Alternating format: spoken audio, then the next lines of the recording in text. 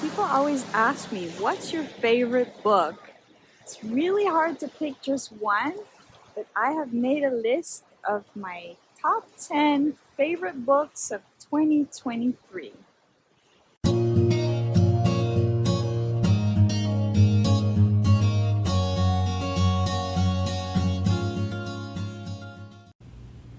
Hi everyone, welcome back to my channel.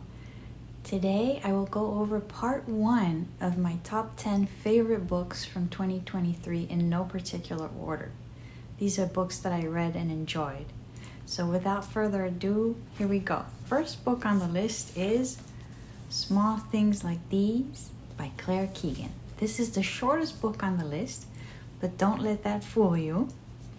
This book manages to quickly pull you into the main character's life.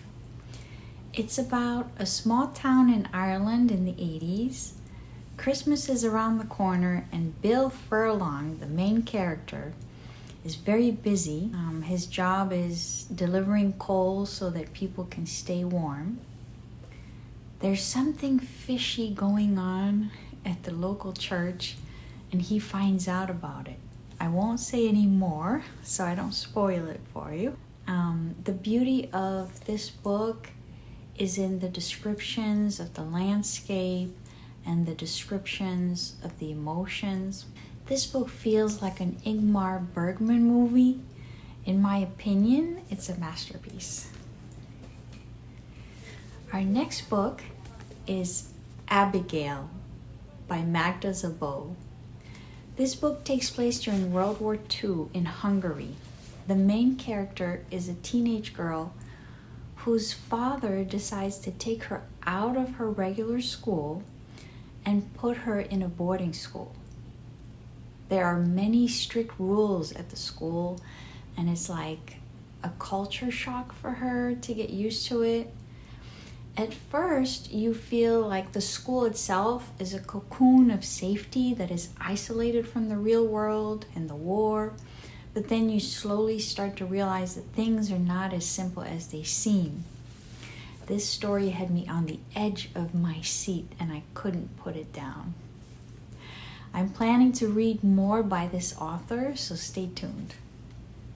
The next book on the list is Pachinko by Min Jin Lee.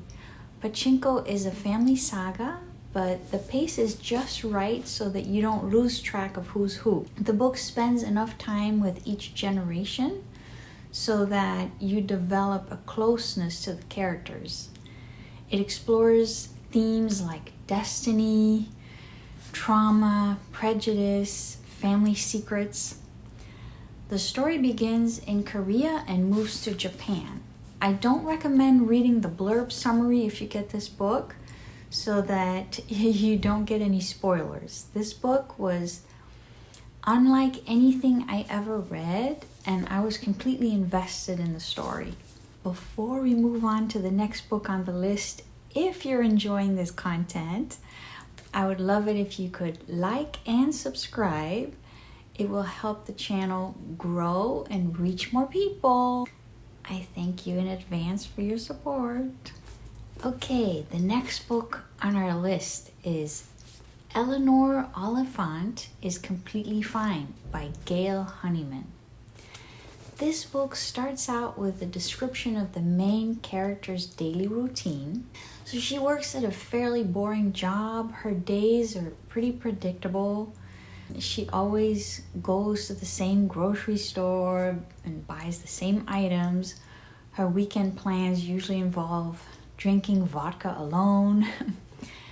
After a while, you start to feel like there's something strange about her, like maybe she's an unreliable narrator, or maybe her emotions are somewhat blunted. And then a series of events make her come out of her comfort zone, and eventually her life unravels and you discover more and more information about her childhood trauma, and it blows you away when you are able to put the pieces of her story together. This is an unusual book because it's a page turner, although on a surface level not much happens. The main plot twists have to do with her own realizations and her own mental health.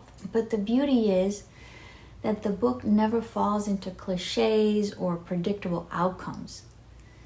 By the way, this book is being made into a movie and will be produced by Reese Witherspoon, I believe. So stay tuned on that one. Our next book is Villette by Charlotte Bronte. If you liked Jane Eyre, this one will feel like visiting an old friend. The main character is Lucy Snow, and she has such a rich emotional life and inner dialogue.